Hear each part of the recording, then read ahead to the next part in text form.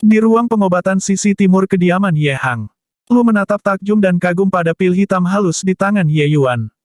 Wah, Tuan Muda, sejak kapan Anda menjadi sangat luar biasa?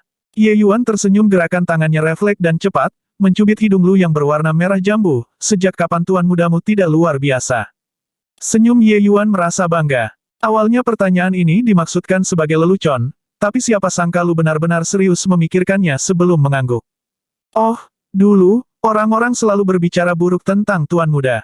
Saya tidak tahu mengapa, tapi saya selalu menganggap Tuan Muda adalah orang baik. Tapi sekarang Tuan Muda bahkan lebih mengesankan. Lu masih menatap pil di tangan Ye Yuan tanpa berkedip.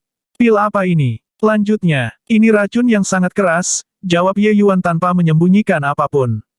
Lu sudah menjadi orang terdekatnya semenjak gadis itu pindah ke tengah-tengah keluarganya. Lu makin penasaran dengan pil itu, mengapa Tuan Muda membuatnya? Ye Yuan tersenyum, tentu saja untuk diminum orang. Lu berpikir dengan keras, dahinya mengernyit, wajahnya terlihat datar dan polos. Saya mengerti. Tuan Muda pasti membuat racun ini untuk orang-orang jahat. Ye Yuan tertawa terbahak-bahak menatap wajah Lu yang terlihat serius. Ayo pergi. Orang jahatnya hampir tiba. Kita akan menunggunya di ruang tamu. Keduanya baru saja melangkah ke ruang tamu ketika pelayan datang melaporkan bahwa seseorang dengan wajah berlumuran darah ada di depan pintu masuk. Ye Yuan memerintahkannya untuk membawa orang itu kepadanya. Tidak berapa lama, si pelayan membawa Liu An yang tampak menyedihkan ke ruang tamu. Setelah melihat Ye Yuan, Liu An berlari mendekat, memeluk kaki pemuda itu dan menangis. Tuan Muda Ye, aku mohon Anda bermurah hati. Tolong selamatkan aku. Tidak ada masalah di antara kita. Mengapa Anda ingin membunuhku? Ye Yuan memberi pandangan jijik dan kemudian menendang Liu An dengan kakinya sebelum berjongkok dan berkata, tidak punya masalah. Apakah Anda benar-benar menganggap aku bodoh? Tidak peduli berapa banyak pil pelindung hati yang keluarga Ye miliki, kami tidak akan mengeluarkannya untuk menyembuhkan seekor anjing sepertimu. Sekarang pilih, mengaku sebagai pengkhianat atau mati karena racun. Petik 2. Setelah mendapatkan tendangan, Liu An bangkit dan merangkak kembali ke arah Ye Yuan. Kali ini dia tidak berani memeluk kaki Ye Yuan lagi. Ye Yuan adalah pemuda yang masih di tingkat pertama energi Qi murni, seharusnya, meskipun dia mengerahkan seluruh tenaganya untuk menendang Liu An, tidak ada efek yang berarti. Ye Yuan menduga kemungkinan Liu An akan membalasnya seperti anjing putus asa yang melompati tembok.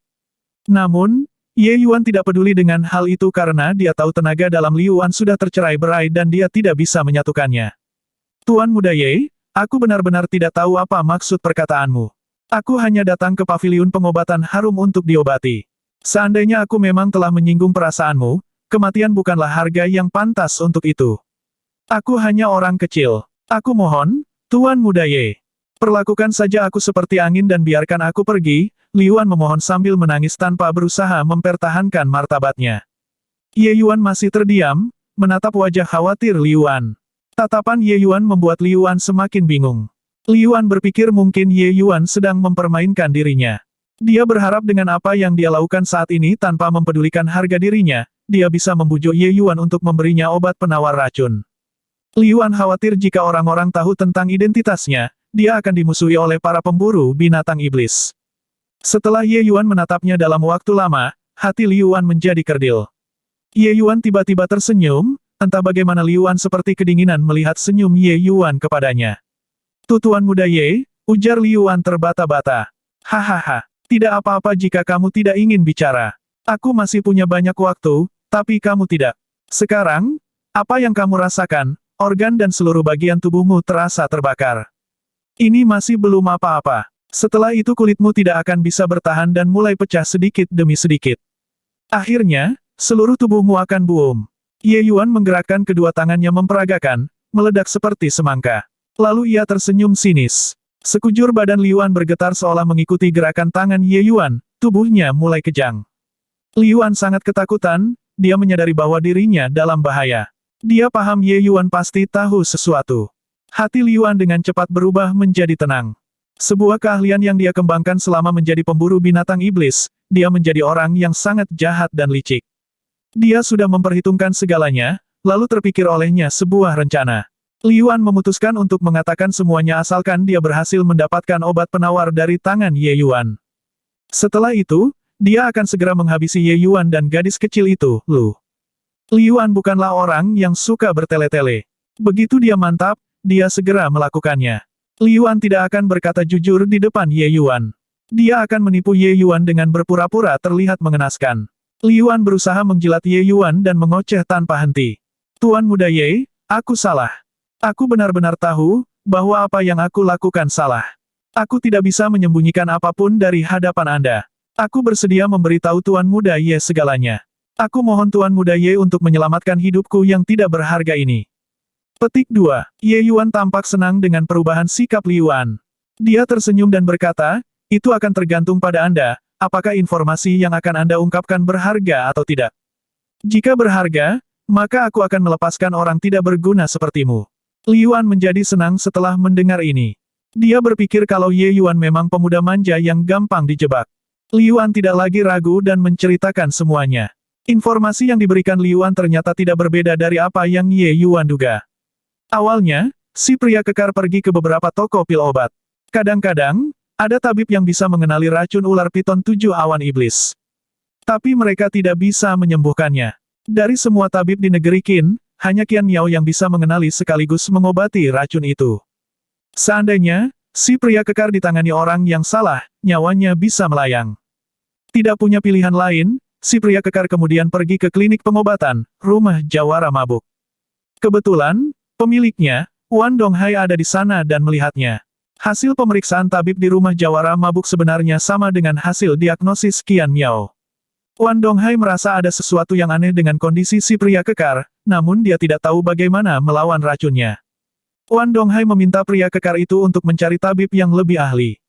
Di negeri Qin, hanya ada 2 klinik pengobatan, satunya adalah rumah jawara mabuk sedang yang lainnya adalah paviliun pengobatan harum. Akhirnya si pria kekar tidak punya pilihan lain selain mendatangi paviliun pengobatan harum. Ada pepatah bilang bahwa, musuhmu adalah orang yang paling mengerti dirimu. Wan Donghai yakin bahwa Ye Hang tidak bisa menetralisir racun ini. Oleh karena itu, ia mengirim Liu Yuan untuk berbaur dengan kerumunan dan menunggu kesempatan untuk membuat kekacauan guna merusak nama baik paviliun pengobatan harum. Jika situasi menjadi tidak terkendali, akan lebih baik untuk menghasut para pemburu binatang iblis untuk menghancurkan klinik milik Ye Hang tersebut. Atau, meski katakanlah paviliun pengobatan harum tidak hancur, nama baiknya akan tercemar. Dengan demikian, rumah jawara mabuk tidak akan ada saingannya. Liu Yuan dijadikan kandidat yang paling cocok untuk mendalangi kekacauan karena dia baru saja kembali ke ibu kota negeri Qin dalam keadaan terluka. Dia terkenal cerdik. Awalnya, semuanya berjalan sesuai rencana Wan Donghai. Tapi siapa yang sangka, di tengah-tengah, sesuatu yang tidak terduga terjadi.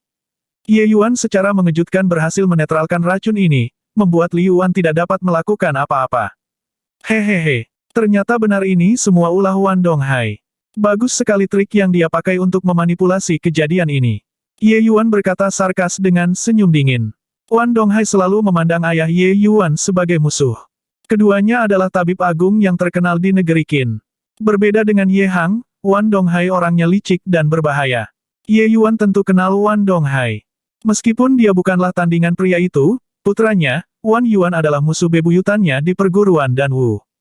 Meskipun mereka bermusuhan, kondisi sebenarnya Wan Yuan lah yang lebih perkasa karena sering menindas Ye Yuan.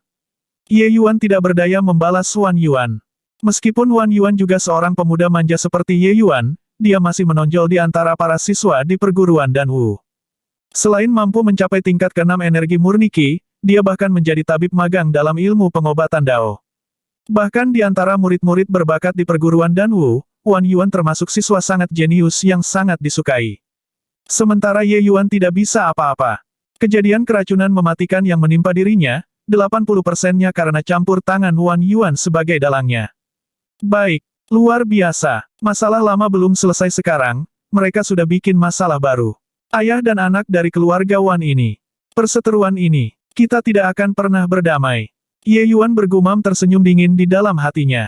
Tuan Muda Ye, aku sudah mengatakan apa yang harus aku katakan, serta apa yang seharusnya tidak aku miliki. Tidakkah Anda berpikir, kata Liu Yuan terhenti lemah. Dia bahkan mengungkapkan jati dirinya sebagai mata-mata rumah jawara mabuk. Semua itu dia lakukan agar Ye Yuan mempercayainya dan memberikannya pil penawar. Merasa puas, Ye Yuan mengangguk. Dia mengambil pil penawar racun yang baru, dan melemparkannya ke Liu Yuan. Tidak buruk. Kamu sudah melakukan yang terbaik, ini obat penawar sebagai upahmu, lanjutnya. Liu An menerima pil itu dengan perasaan gembira. Tanpa ragu, dia menelannya dan segera bermeditasi untuk menyerap efek obat tersebut. Saat pil itu mencapai perutnya dan sedang diserap, energi tenaga dalamnya yang semula diam mulai mengalir. Matanya tiba-tiba terbuka, dan dia meloncat ke depan seperti seekor kera dengan tangan hendak mencengkram tenggorokan Ye Yuan. Ah! Tuan muda, Lu yang ada di samping menjerit keras. Tanpa berpikir panjang, dia langsung melompat di depan Ye Yuan. Serangan cengkraman Liu An sangat ganas, seakan-akan dia tengah berada pada kondisi antara hidup dan mati ketika berburu binatang iblis. Dia tidak mungkin gagal melawan seorang anak ingusan seperti Ye Yuan. Namun, cengkraman itu tiba-tiba berhenti hanya 3 inci dari tenggorokan Lu.